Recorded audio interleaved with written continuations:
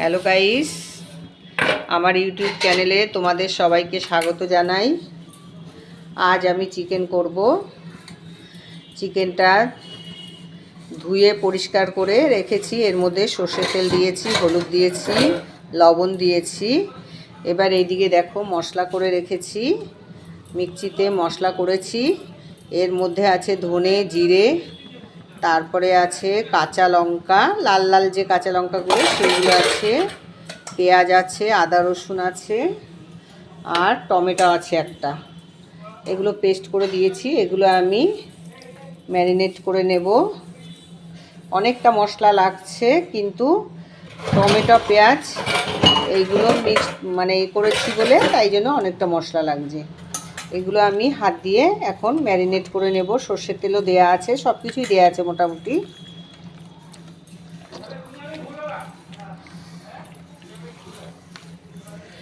এগুলো আমি হাত দিয়ে মেখে ভালো করে ম্যারিনেট করে নিচ্ছি।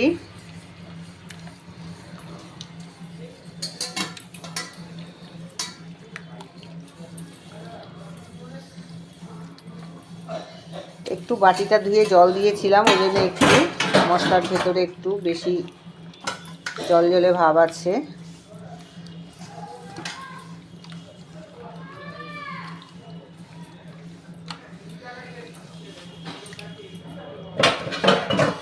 দেখো আমি এটাকে ম্যারিনেট করে নিয়েছি। ওইদিকে ছোট্ট হাঁড়িতে ভাত বসিয়েছি। এটার মধ্যে একটু জল দে তো জোৎস্না। এবার আমি কড়াইটা বসাবো।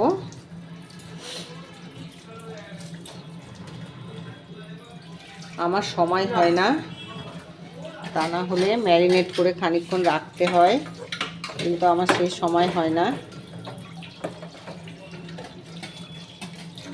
এমনিতেই আজকে বেলা হয়ে গেছে বন্ধুরা।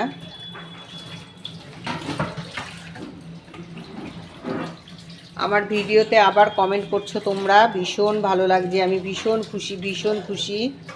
তোমরা আবার আমাকে কমেন্ট করছো, ভাই বোনেরা, বন্ধুরা সবাই। আমি একটা কড়াইতে তেল বসিয়েছি, তেলটা গরমও হয়ে গেছে। এবার আমি আলুগুলোকে ছেড়ে দেবো।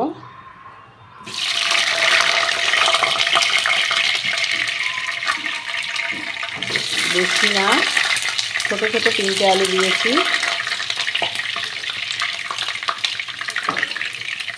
আমি আলুগুলোকে ছেড়ে দিলাম।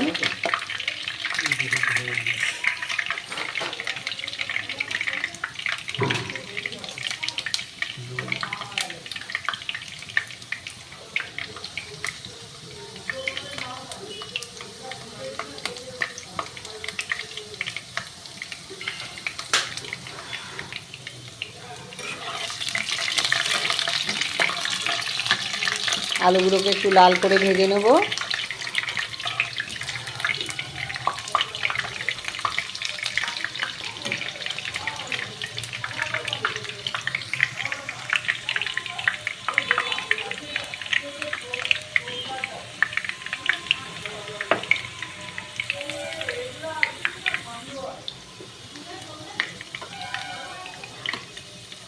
সামান্য একটু লবণ দিলাম।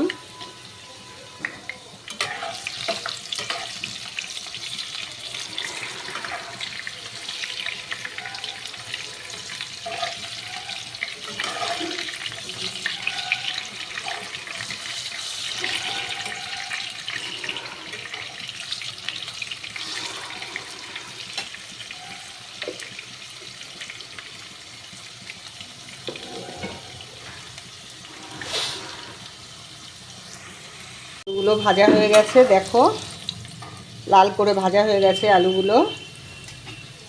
এবার আমি আলুগুলোকে তুলে নেব।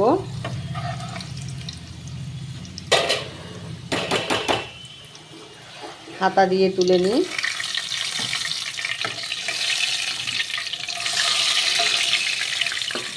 আলুগুলোকে তুলে নিয়েছি। এবার আমি তেলের উপরে তেজপাতা ফেলে দিলাম। গ্যাসের ফ্লেমটা একটু হাইতে দিয়ে নিয়েছি। তেলের উপরে তেজপাতা দিয়েছি। এবার আমি কেটে রাখা কিছু পেঁয়াজ দিয়ে দিলাম।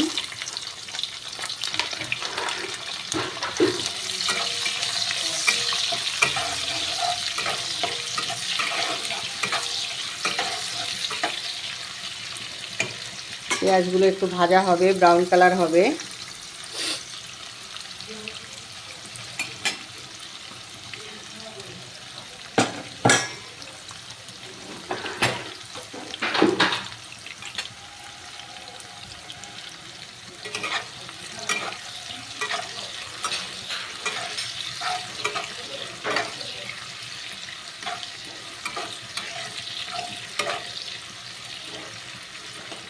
পেঁয়াজটা একটু ব্রাউন কালার হলে গন্ধটা ভালো আসে।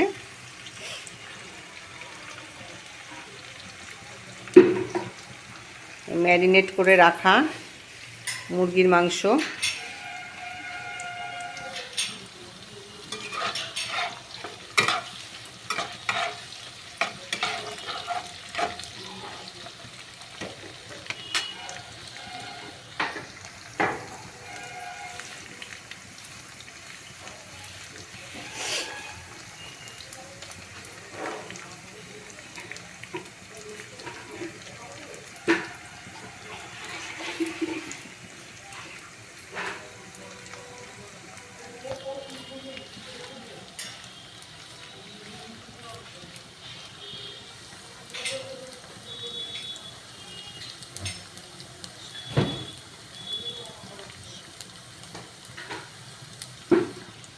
দেখো, বুঝছ না, ওই একটুখানি গরম মশলা একটু বেটে দে না, এটা রেখেছি আমি।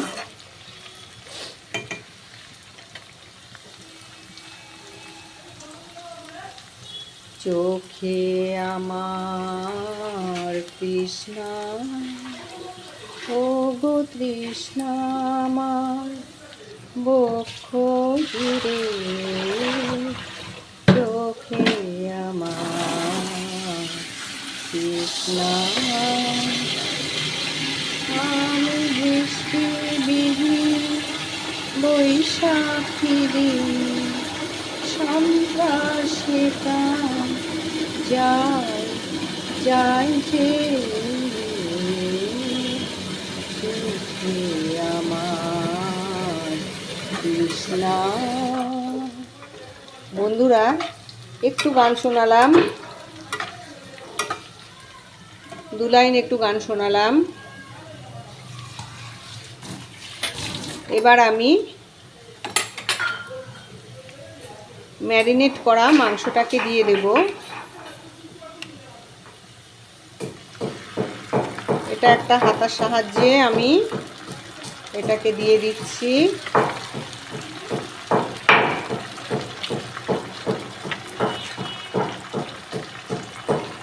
মোটা দিক থেকে থেতো করছিস?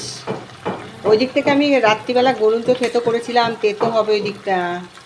একটা গরম মশলা মুখে দিয়ে দেখ তো তেতো হয়ে গেছে কিনা, তাহলে পুরো মাংসটাই তেতো হয়ে যাবে। বলতে ভুলে গেছি রে। হ্যাঁ, তেতো?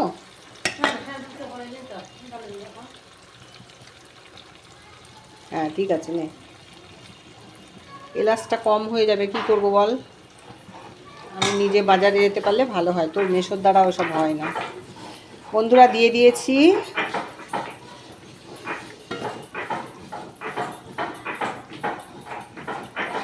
মাংসটাকে, দিয়ে দিয়েছি।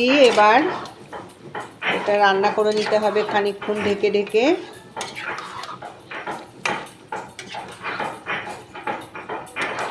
খানিকক্ষণ ঢেকে ঢেকে সব একটু দিলাম, এবার একটু ঢেকে দেবো। বন্ধুরা, মাংসটা কেমন ফুটছে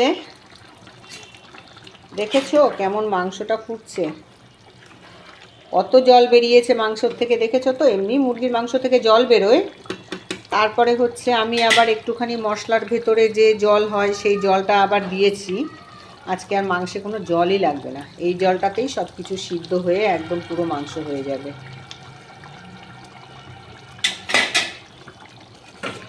এবার আমি এই দেখো আলুগুলোকে দিয়ে দিলাম। আলুগুলোকে দিয়ে দিয়েছি।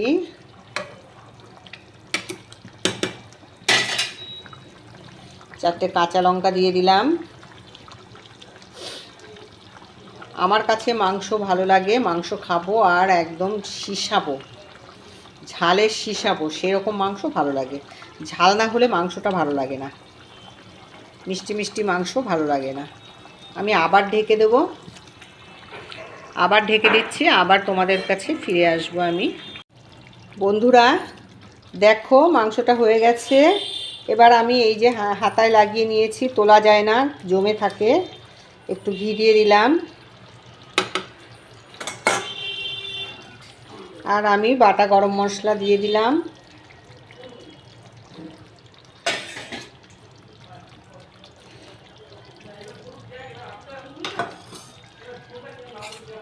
এবার আমি মাংসটা একটু নাড়া দিয়ে নিচ্ছি।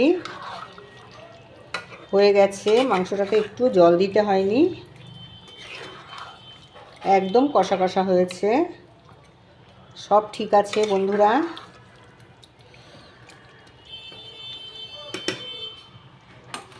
এবার আমি গ্যাসটাকে অফ করছি।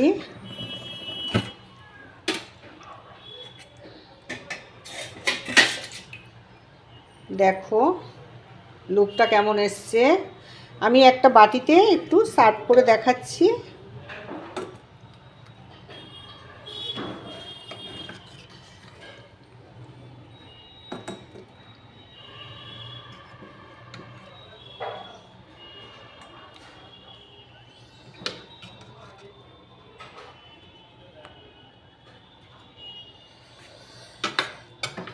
জানলাটা একটু খুলে দিই,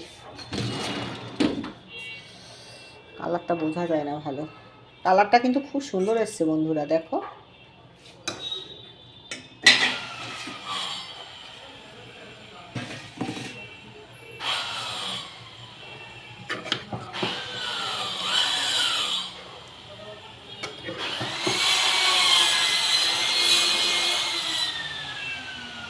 দারুণ এসছে কালারটা।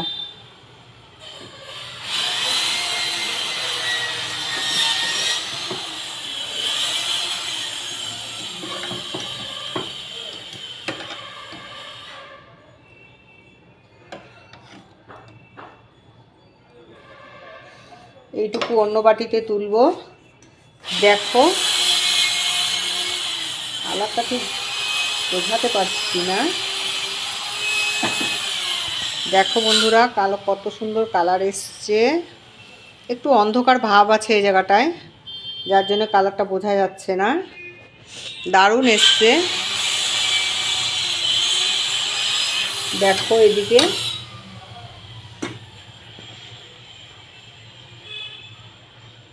আমার এই রেসিপি তোমাদের ভালো লাগলে তোমরা লাইক কমেন্ট করো, আর চাইলে শেয়ার করতে পারো। নতুন বন্ধু যারা তারা প্লিজ সাবস্ক্রাইব করে দিও। আর এই ধৈর্য ধরে দেখেছো তোমরা, এর জন্য তোমাদের অসংখ্য ধন্যবাদ। আর তোমাদের প্রতি রইল আমার বুক ভরা ভালোবাসা। তোমরা খুব খুব ভালো থেকো। আর আমার যে ভাইটা অসুস্থ আছে সেই ভাইয়ের জন্য আমি ঠাকুরের কাছে প্রার্থনা করেছি কালকে, আবারও আজকে করব। তিনি যেন তোমাকে সুস্থ রাখেন, ভালো রাখেন।